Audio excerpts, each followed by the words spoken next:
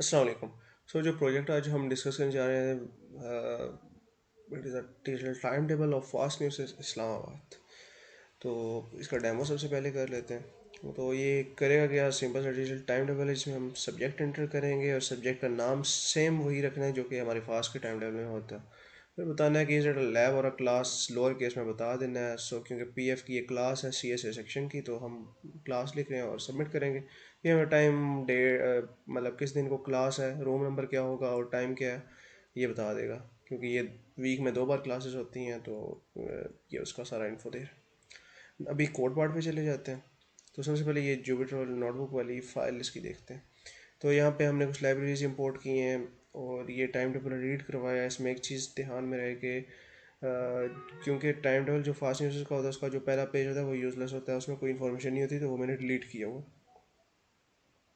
उसके बाद मंडे पे आते हैं, तो मैंने ये कुछ जो ये ऊपर ये जो वाली रोज़ है ना, ये मेरे उसकी काम की नहीं थी, तो ये मैंने स्किप करवाई हुई है। तो ये यहाँ पे कोड में नज़र भी आ जाएगा कि ये मैंने ये वाली रोज़ स्किप करवाई हुई है और ये रीड करवाया है पूरा। इतना आपको बेसिक सिंपल पाइथन आती होगी। नहीं आती तो ये रन करें, टेस्ट करें और आपको समझ आ जाएगी। हेडर ये बेसिकली हमने जो फर्स्ट रहा है उसको हेडर रख लिया।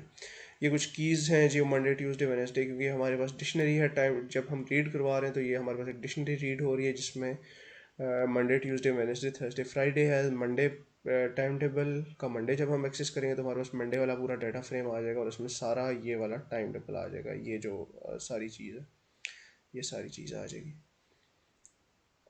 नीचे जाते हैं हमने, क्योंकि हमारे पास जो टाइम टाइम टेबल है इसमें ऊपर क्लासेस होती हैं और लैब्स की इंफॉर्मेशन जो है वो अलग से नीचे होती है टाइम के साथ। तो वहाँ पे हम कोड में क्या करें कि हम क्लासेस और लैब्स का डेटा अलग करें। क्लासेस में आ जाएगी डिक्शनरी में क्लासेस का डेटा सारा, और लैब्स का लैब्स वाली इसमें आ जाएगा। उसके बाद हम जब लैब्स वाला देखें, अगर उसको ऑब्जर्व करेंगे इस कोड रन करने के बाद, तो जो लैब्स वाली डिक्शनरी है उसमें हम ट्यूसडे वाला एक्सेस करें, तो उसमें जो कॉलम नेम्स हैं कुछ वो नैन आ रहे हैं, जिसकी वजह से आगे हमें ट्रेवर्सिंग में इशूज़ आते हैं। तो वो रिमूव करने के लिए नैन की जगह पे मैंने यहाँ पे नथिंग प्लस आई एथ वैल्यू वाला काम इस वजह से किया, सो दैट कॉलम नेम्स हमारे सेम ना हो। क्योंकि बार बार मैं अगर नथिंग करता जाऊँगा ना कॉलम नेम, तो वो कॉलम नेम्स मेरे पास सेम आ जाएंगे। तो एक बार नथिंग ज़ीरो आ जाएगा, एक बार नथिंग वन आ जाएगा। तो इस वजह से ये काम हुआ। और बस फिर कॉलम नेम्स जो है ना ये न्यू वाले में चेंज कर देता हूँ। डेटा फ्रेम के न्यू कॉलम्स बन जाते हैं मेरे, जो यहाँ पे नथिंग वाले किए मैंने, नथिंग वाले काम।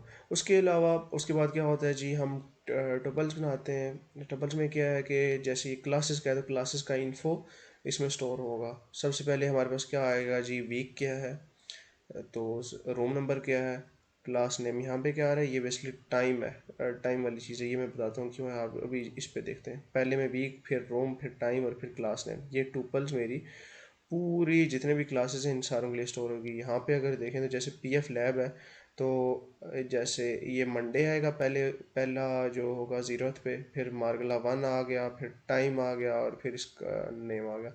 इस तरह से ये सारा डाटा मेरे पास टोकन्स में स्टोर होगा। यहाँ पे क्या हुआ है, यहाँ पे ये है कि जैसे ही आप रीड करवाएंगे डेटा फ्रेम, तो हाँ यहाँ पे कुछ आपके पास ऊपर डेटा प्रॉपर उस तरह से नहीं होगा। उसकी एग्जांपल यहाँ पे देखते हैं। हम्म, हाँ, जैसे अभी ये वाली क्लास है, तो ये यहाँ पे ना इसका जो टाइम है ये अलग से है, ये बिल्कुल डिफरेंट है। तो ये मैंने बेसिकली स्प्लिट करवाया हुआ है विद दिस थिंग। ये जो कॉलन सा होता है, कॉलन से मैंने स्प्लिट करवा के इसका टाइम फिर निकाला हुआ है कि क्लास नेम के अंदर ही उसका टाइम है। तो इस वजह से कि मैंने कॉलन से स्प्लिट करवा के -1 लिया है, तो मेरे पास वो आ जाएगा। कॉलन से, सॉरी, स्पेस से स्प्लिट करवा के।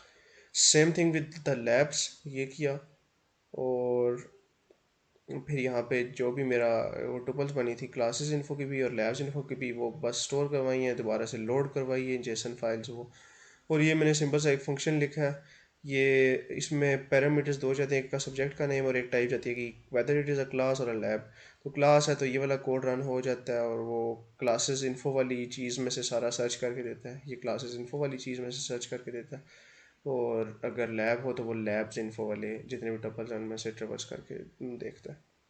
यहाँ पे जस्ट वही फंक्शन कॉल किया हुआ है और एक लूप लगाई हुई है कि जब क्यू इंटर करेगा तो एग्जिट कर जाए, नहीं तो ये बार बार जो है ये इनपुट लेके सब्जेक्ट क्या है, टाइप क्या है और इस हिसाब से आउटपुट करेगा। ये हमारा प्रोग्राम है, दैट्स इट।